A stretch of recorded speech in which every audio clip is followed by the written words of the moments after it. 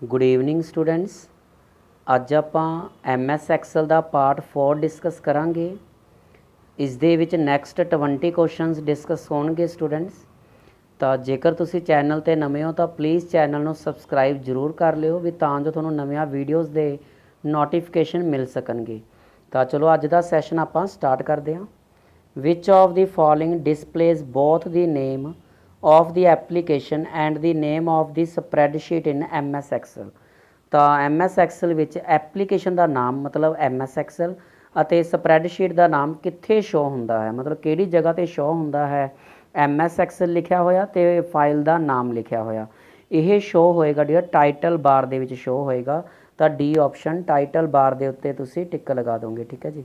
ਤਾਂ D option ਤੇ ਟਿਕ ਲਗਾਓਗੇ title ਬਾਰ ਦੇ ਉੱਤੇ, ਠੀਕ ਹੈ ਜੀ।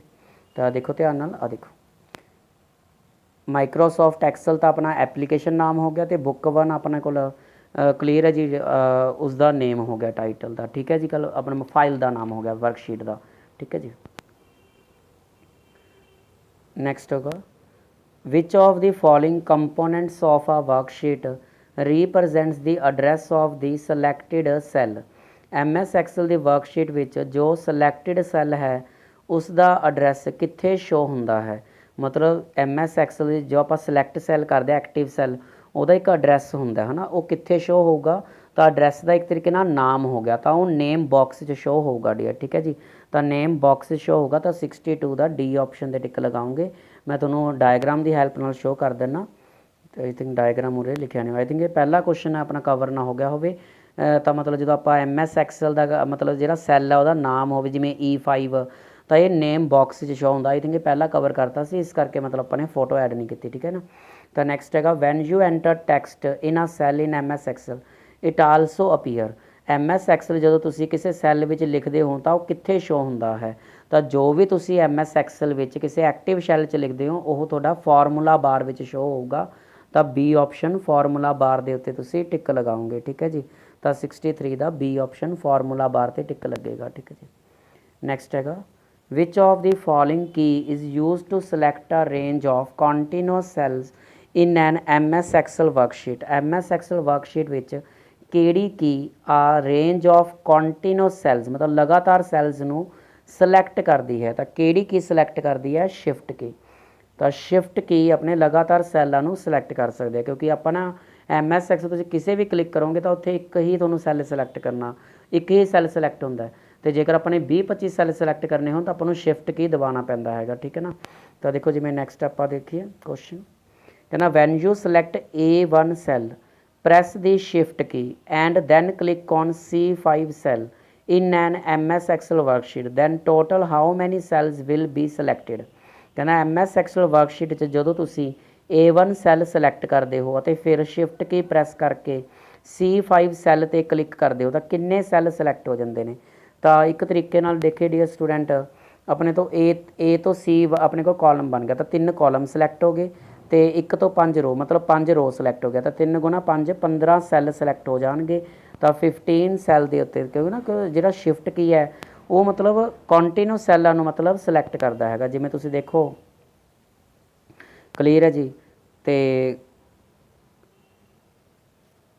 Van you select A1 cell press the control key and then click on the C5 cell in an MS Excel worksheet then total how many cells will be। ਜੇ control ਕੀ press ਕਰੀਏ ਆਪਾਂ ਤਾਂ control ਕੀ press ਕਰਤਾ ਇੱਕ A1 cell select ਹੋਏਗਾ, ਇੱਕ C5 cell, ਸਿਰਫ 2 cell select ਹੋਣਗੇ।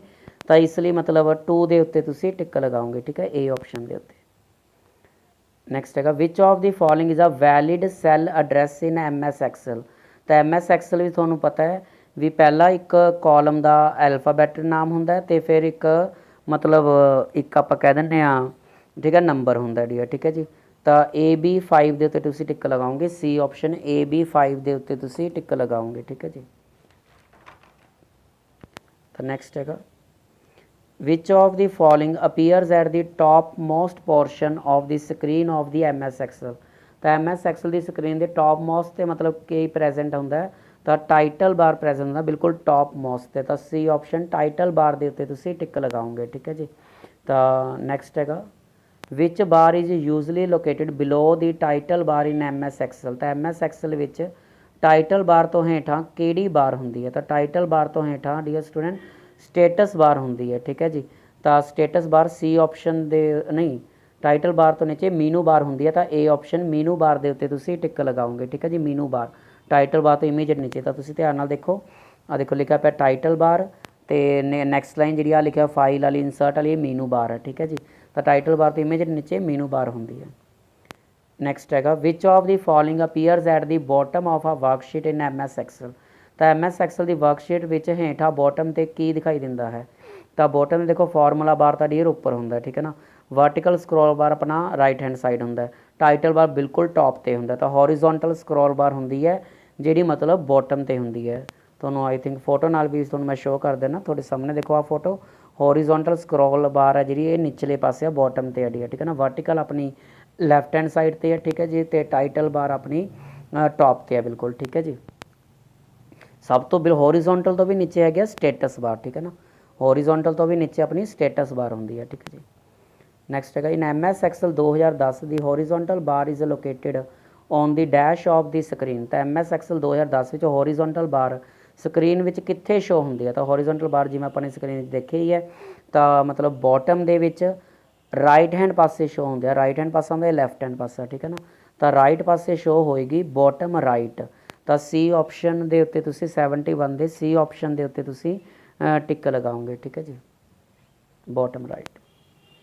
ਨੈਕਸਟ ਹੈਗਾ which of the following appears at the extreme right position of a worksheet in MS Excel. ਤਾਂ MS ਐਕਸਲ 'ਚ ਰਾਈਟ ਪੋਜੀਸ਼ਨ 'ਤੇ ਕੀ ਪ੍ਰੈਜੈਂਟ ਹੈ? ਤਾਂ ਰਾਈਟ ਪੋਜੀਸ਼ਨ 'ਤੇ ਡੀਅਰ ਸਟੂਡੈਂਟ ਆਪਣਾ ਵਰਟੀਕਲ ਸਕਰੋਲ ਬਾਰ ਹੁੰਦੀ ਹੈ, ਤਾਂ B ਆਪਸ਼ਨ ਦੇ ਉੱਤੇ ਤੁਸੀਂ ਟਿਕ ਲਗਾਓਗੇ। ਤਾਂ ਤੁਹਾਨੂੰ ਫੋਟੋ ਵਿੱਚ ਵੀ ਸ਼ੋਅ ਕਰ ਦਿੰਦਾ, ਤਾਂ ਦੇਖੋ ਇੱਧਰਲਾ ਪਾਸਾ ਜਿਹੜਾ ਰਾਈਟ ਹੈਂਡ ਪਾਸਾ ਹੁੰਦਾ, ਇੱਧਰ ਆਪਣਾ ਲੈਫਟ ਹੁੰਦਾ, ਤਾਂ ਵਰਟੀਕਲ ਸਕਰੋਲ ਬਾਰ ਆਪਣਾ ਐਕਸਟ੍ਰੀਮ ਲੈਫਟ ਰਾਈਟ 'ਤੇ ਹੈ। ਠੀਕ ਹੈ ਨਾ, ਨੈਕਸਟ ਹੈਗਾ status bar is located at the dash in MS Excel. ਤਾਂ MS ਐਕਸਲ ਸਟੇਟਸ ਬਾਰ ਕਿੱਥੇ ਦਿਖਾਈ ਦਿੰਦੀ ਹੈ? ਤਾਂ ਬਿਲਕੁਲ ਬੋਟਮ ਤੇ ਦਿਖਾਈ ਦਿੰਦੀ ਹੈ, ਤਾਂ D ਆਪਸ਼ਨ ਬੋਟਮ ਤੇ ਟਿਕ ਲੱਗ ਜਾਏਗਾ। ਤਾਂ ਜਿਵੇਂ ਕਿ ਫੋਟੋ ਵੀ ਤੁਸੀਂ ਦੇਖ ਹੀ ਰਹੇ ਹੋ ਡੀਅਰ ਸਟੂਡੈਂਟ, ਤਾਂ ਜਿਹੜੀ ਸਟੇਟਸ ਬਾਰ ਹੈ ਬਿਲਕੁਲ ਆਪਣਾ ਬੋਟਮ ਤੇ ਪ੍ਰੈਜੈਂਟ ਹੈਗੀ ਹੈ। ਠੀਕ ਹੈ ਨਾ, ਨੈਕਸਟ ਹੈਗਾ in MS Excel 2010 cell address with C2 refers to. ਵੀ ਜੇ C2 ਇੱਕ ਸੈੱਲ ਐਡਰੈਸ ਹੈ ਤਾਂ ਕੀ ਤੋਂ ਮਤਲਬ ਕੀ ਹੈ? ਤਾਂ C ਤੋਂ ਮਤਲਬ ਤੀਜਾ ਕਾਲਮ ਹੈ, ਤੇ 2 ਤੋਂ ਮਤਲਬ ਸੈਕਿੰਡ ਰੋ ਹੈ, ਤਾਂ ਸੈਕਿੰਡ ਰੋ ਆਫ ਥਰਡ ਕਾਲਮ। ਠੀਕ ਹੈ ਨਾ, ਸੈਕਿੰਡ ਰੋ ਆਫ ਥਰਡ ਕਾਲਮ, ਤਾਂ A ਆਪਸ਼ਨ ਦੇ ਉੱਤੇ ਤੁਸੀਂ ਟਿਕ ਲਗਾਓਗੇ। ਠੀਕ ਹੈ ਨਾ, ਤਾਂ ਕਿਉਂਕਿ ਪਹਿਲਾ ਕਾਲਮ ਹੁੰਦਾ ਜਿਹੜਾ ਐਲਫਾਬੈਟਿਕਲ ਹੁੰਦੇ ਨੇ, ਤਾਂ ਫਿਰ 1 2 3 ਇਹ ਰੋ ਦਾ ਨੰਬਰ ਹੁੰਦਾ। ਠੀਕ ਹੈ ਨਾ, ਨੈਕਸਟ ਹੈਗਾ which of the following is an example of ਆ mixed cell reference in MS Excel. ਦੇਖੋ ਨਾ MS 3 ਸੈੱਲ ਰੈਫਰੈਂਸ ਆਉਂਦੀਆਂ ਨੇ, ਇੱਕ ਰਿਲੇਟਿਵ ਹੁੰਦੀਆਂ ਨੇ, ਤੇ ਇੱਕ ਆਪਣੇ ਕੋਲ ਮਿਕਸਡ ਹੁੰਦੀ ਹੈ, ਇੱਕ ਐਬਸੋਲੂਟ ਸੈੱਲ ਰੈਫਰੈਂਸ ਹੁੰਦੀ ਹੈ। ਠੀਕ ਹੈ ਨਾ, ਇਹ ਵਾਲੀ ਜਿਹੜੀ ਆਪਣੇ ਕੋਲ ਐਗਜ਼ਾਮਪਲ ਹੈ, ਇਹ ਆਪਣੇ ਕੋਲ ਐਬਸੋਲੂਟ ਸੈੱਲ ਹੈ। ਦੇਖੋ ਇਹ ਹੁੰਦੀ ਹੈ ਸੈੱਲ ਰੈਫਰੈਂਸ, ਜਿਹਨੂੰ ਤੁਸੀਂ ਸਿੰਪਲ ਰਿਲੇਟਿਵ ਸੈੱਲ ਰੈਫਰੈਂਸ ਵੀ ਕਹਿ ਸਕਦੇ ਹੋ ਡੀਅਰ। ਠੀਕ ਹੈ ਨਾ, ਤੇ ਐਬਸੋਲੂਟ ਸੈੱਲ ਰੈਫਰੈਂਸ ਆਪਣੇ ਜੇ ਆਪਾਂ ਡਾਲਰ ਸਾਈਨ ਦੋਹਾਂ ਦੇ ਨਾਲ ਕਾਲਮ ਦੇ ਨਾਲ ਵੀ ਲਗਾ ਦਈਏ, ਤੇ ਮਤਲਬ ਆਪਾਂ ਰੋ ਦੇ ਨੰਬਰ ਦੇ ਨਾਲ ਵੀ ਲਗਾ ਦਈਏ। ਤੇ ਮਿਕਸਡ ਸੈੱਲ ਰੈਫਰੈਂਸ ਕੀ ਹੁੰਦੀ ਹੈ? ਜੇਕਰ ਤੁਸੀਂ ਕਾਲਮ ਨੂੰ ਫਿਕਸ ਕਰਨਾ ਤਾਂ ਕਾਲਮ ਦੇ ਅੱਗੇ ਡਾਲਰ ਲਗਾ ਦਿਓ, ਜੇਕਰ ਤੁਸੀਂ ਰੋ ਨੂੰ ਫਿਕਸ ਕਰਨਾ ਤਾਂ ਰੋ ਦੇ ਅੱਗੇ, ਤਾਂ ਇਹਨੂੰ ਬੋਲਦੇ ਨੇ ਮਿਕਸਡ ਬੋਲਦੇ ਨੇ। ਤਾਂ ਆਪਾਂ ਨੂੰ ਨੇ ਕਿਹਾ ਸਪੈਸ਼ਲ ਮਿਕਸਡ ਸੈੱਲ ਰੈਫਰੈਂਸ ਕਿਹੜੀ ਹੈ? ਤਾਂ ਇਹਦੇ ਵਿੱਚ ਮਿਕਸਡ ਸੈੱਲ ਰੈਫਰੈਂਸ ਫਿਰ D ਆਪਸ਼ਨ ਬਣਦਾ, ਤਾਂ 75 ਦਾ D ਆਪਸ਼ਨ ਆ ਜਾਏਗਾ। ਠੀਕ ਹੈ ਨਾ, ਨੈਕਸਟ ਹੈਗਾ ਤਾਂ which of the following cell references is default in MS Excel. ਤਾਂ MS ਐਕਸਲ ਦੀ ਡਿਫਾਲਟ ਸੈੱਲ ਰੈਫਰੈਂਸ ਕਿਹੜੀ ਹੁੰਦੀ ਹੈ? ਤਾਂ ਮੈਂ ਤੁਹਾਨੂੰ ਦੱਸਿਆ ਵੀ 3 ਤਰ੍ਹਾਂ ਦੀ ਰੈਫਰੈਂਸ ਆਉਂਦੀਆਂ ਨੇ, ਰਿਲੇਟਿਵ ਹੁੰਦੀਆਂ ਨੇ, ਤੇ ਇੱਕ ਆਪਣੇ ਕੋਲ ਮਿਕਸਡ ਹੁੰਦੀ ਹੈ, ਤੇ ਇੱਕ ਆਪਣੇ ਕੋਲ ਐਬਸੋਲੂਟ ਹੁੰਦੀ ਹੈ। ਤਾਂ ਰਿਲੇਟਿਵ ਜਿਹੜੀ ਹੁੰਦੀ ਹੈ, ਜਿਹੜੀ ਬਿਲਕੁਲ ਸਿੰਪਲ ਹੁੰਦੀ, ਜਿਹਦੇ ਨਾਲ ਕੋਈ ਡਾਲਰ ਸਾਈਨ ਨਹੀਂ ਹੁੰਦਾ ਹੈਗਾ, ਔਰ ਆਪਣੀ relative cell reference by default ਹੁੰਦੀ ਹੈ। ਠੀਕ ਹੈ ਨਾ, ਤਾਂ 76 ਦਾ C ਆਪਸ਼ਨ ਤੇ ਤੁਸੀਂ ਟਿਕ ਲਗਾਓਗੇ। ਠੀਕ ਹੈ ਜੀ, ਜਿਵੇਂ ਤੁਹਾਨੂੰ ਸ਼ੋਅ ਕੀਤਾ ਹੋਇਆ ਹੈਗਾ, ਦੇਖੋ ਰਿਲੇਟਿਵ ਸਿੰਪਲ G2H2 ਲਿਖਿਆ ਹੋਇਆ ਹੈਗਾ, ਮਿਕਸਡ ਦੇ ਵਿੱਚ ਠੀਕ ਹੈ ਜੀ ਗੱਲ ਦੇਖੋ $F2 ਲਿਖਿਆ ਹੋਇਆ ਹੈਗਾ, ਐਬਸੋਲੂਟ ਦੇ ਵਿੱਚ ਦੇਖੋ $A $1 ਡੀ। ਠੀਕ ਹੈ ਨਾ, ਐਬਸੋਲੂਟ ਸੈੱਲ ਰੈਫਰੈਂਸ। ਨੈਕਸਟ ਹੈਗਾ which type of cell reference in MS Excel contains a formula which does not change when the formula is copied. ਤਾਂ MS ਐਕਸਲ ਦੇ ਵਿੱਚ ਕਿਸ ਸੈੱਲ ਰੈਫਰੈਂਸ ਜਦੋਂ ਫਾਰਮੂਲਾ ਕਾਪੀਡ ਕੀਤਾ ਜਾਂਦਾ ਹੈ ਤਾਂ ਉਹਦਾ ਐਡਰੈਸ ਨਹੀਂ ਬਦਲਦਾ ਹੈਗਾ, ਮਤਲਬ ਉਹਦਾ ਐਡਰੈਸ ਚੇਂਜ ਨਹੀਂ ਹੁੰਦਾ, ਤਾਂ ਆਪਣਾ ਐਬਸੋਲੂਟ ਸੈੱਲ ਰੈਫਰੈਂਸ ਹੁੰਦਾ, ਜਿਹਦੇ ਨਾਲ ਮਤਲਬ ਆਪਾਂ ਡਾਲਰ ਸਾਈਨ ਲਗਾਉਣਾ। ਤਾਂ ਜਿਵੇਂ ਆਪਾਂ ਨੇ ਆਹ ਦੇਖਿਆ ਹੋਇਆ ਸ਼ੋਅ ਕੀਤਾ ਹੋਇਆ ਹੈ ਐਬਸੋਲੂਟ ਸੈੱਲ ਰੈਫਰੈਂਸ ਨਾ, ਡਾਲਰ ਕਾਲਮ ਦੇ ਨਾਲ ਵੀ ਲਗਾਤਾ, A ਦੇ ਨਾਲ ਵੀ ਲਗਾਤਾ, 1 ਦੇ ਨਾਲ ਵੀ ਲਗਾਤਾ, ਫਿਰ ਜਿੱਥੇ ਮਰਜ਼ੀ ਕਾਪੀ ਪੇਸਟ ਕਰੀ ਚਲੋ, ਇਹਨਾਂ ਨੇ ਬਦਲਣਾ ਨਹੀਂ ਹੁੰਦਾ। ਠੀਕ ਹੈ ਨਾ ਗੱਲ ਡੀਅਰ, ਤਾਂ ਇਹ ਫਿਕਸਡ ਕਰ ਦਿੰਦਾ, that's why absolute cell reference ਹੁੰਦਾ। ਕਹਿੰਦਾ I am a type of cell reference that changes when the formula from one cell is copied to another in MS Excel. What am I? ਕਹਿੰਦਾ MS Excel 'ਚ ਮੈਂ ਇੱਕ cell reference ਆ, ਜਦੋਂ ਇੱਕ cell ਤੋਂ ਫਾਰਮੂਲਾ ਕਾਪੀਡ ਕਰਕੇ ਦੂਜੇ ਸੈੱਲ ਵਿੱਚ ਪੇਸਟ ਕੀਤਾ ਜਾਵੇ ਤਾਂ ਮੈਂ ਬਦਲ ਜਾਂਦਾ, ਤਾਂ ਮੈਂ ਕੀ ਹਾਂ? ਤਾਂ ਮੈਂ ਜਿਹੜਾ ਹੈਗਾ ਰਿਲੇਟਿਵ ਸੈੱਲ ਰੈਫਰੈਂਸ ਆ। ਤਾਂ ਡੀ ਆਪਸ਼ਨ ਦੇ ਉੱਤੇ ਤੁਸੀਂ ਟਿਕ ਲਗਾਓਗੇ, ਠੀਕ ਹੈ ਨਾ। ਰਿਲੇਟਿਵ ਸੈੱਲ ਰੈਫਰੈਂਸ ਹੈਗੀ ਹੈ ਡੀ, ਠੀਕ ਹੈ ਜੀ। ਨੈਕਸਟ ਹੈਗਾ what is the height of ਆ ਰੋ ਇਨ MS Excel 2010। ਤਾਂ 2010 MS Excel ਦੇ ਵਿੱਚ ਮੈਕਸਿਮਮ ਹਾਈਟ ਕਿੰਨੀ ਹੁੰਦੀ ਆ ਰੋ ਦੀ? ਤਾਂ ਰੋ ਮਤਲਬ ਮੈਕਸਿਮਮ ਹਾਈਟ, ਮਤਲਬ ਜੇ ਆਪਾਂ ਕਹਿ ਦਈਏ ਇਸ ਤਰੀਕੇ ਨਾਲ ਨਾ, ਦੇਖੋ ਆ ਰੋ ਹੈ ਨਾ, ਇਸ ਦੀ ਹਾਈਟ ਇਸ ਤਰੀਕੇ ਨਾਲ, ਮਤਲਬ ਬੜੀ ਹਾਈਟ ਕਿੰਨੀ ਕੁ ਕਰ ਸਕਦਾ ਡੀ, ਕਿੰਨੇ ਪੁਆਇੰਟਸ ਦੀ ਹੁੰਦੀ ਹੈ ਮੈਕਸਿਮਮ? ਤਾਂ 409 ਪੁਆਇੰਟਸ ਦੀ ਹੁੰਦੀ ਹੈ। ਤਾਂ ਡੀ ਆਪਸ਼ਨ ਦੇ ਉੱਤੇ ਤੁਸੀਂ ਟਿਕ ਲਗਾਓਗੇ 409 ਪੁਆਇੰਟਸ ਦੀ ਡੀ ਹੈ, ਠੀਕ ਹੈ ਜੀ। ਜਿਵੇਂ ਸ਼ੋਅ ਕੀਤਾ ਹੋਇਆ ਦੇਖੋ ਡੀਅਰ ਸਟੂਡੈਂਟ। ਤਾਂ ਜੇ ਰੋ ਹਾਈਟ ਤੁਸੀਂ 410 ਪੁਆਇੰਟ, ਤਾਂ ਉੱਥੇ ਐਰਰ ਆ ਗਿਆ, ਰੋ ਹਾਈਟ ਮਸਟ ਵੀ 0 ਤੋਂ ਲੈ ਕੇ 409 ਤੱਕ ਹੁੰਦੀ ਹੈ, ਠੀਕ ਹੈ ਜੀ। ਰੋ ਹਾਈਟ ਮਸਟ ਬਿਟਵੀਨ 0 to 409, ਠੀਕ ਹੈ ਜੀ। ਨੈਕਸਟ ਹੈਗਾ what is the maximum size of column width in MS Excel 2010।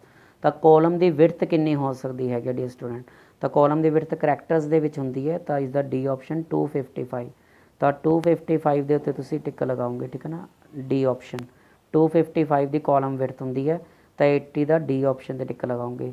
ਤਾਂ ਇਹਦਾ ਤੁਸੀਂ ਫੋਟੋ ਵੀ ਦੇਖ ਸਕਦੇ ਹੋ, ਦੇਖੋ ਲਿਖਿਆ ਹੋਇਆ ਹੈਗਾ। ਜੇ ਕਾਲਮ ਵਿਡਥ ਤੁਸੀਂ 256 ਸਿਲੈਕਟ ਕੀਤੀ ਤਾਂ ਉੱਥੇ ਐਰਰ ਆ ਗਿਆ, ਤਾਂ ਉਹਨੇ ਸ਼ੋਅ ਕੀਤਾ ਵੀ ਕਾਲਮ ਵਿਡਥ ਮਸਟ ਵੀ ਬਿਟਵੀਨ 0 ਤੋਂ ਲੈ ਕੇ 255 ਕਰੈਕਟਰਸ ਦੀ ਹੈ, ਠੀਕ ਹੈ ਜੀ। ਤਾਂ ਇਸ ਦੇ ਨਾਲ ਤੋਂ ਆਪਣਾ MS Excel ਪਾਰਟ 4 ਆਪਣਾ ਕੰਪਲੀਟ ਹੋ ਗਿਆ। Thanks you everyone for watching this video.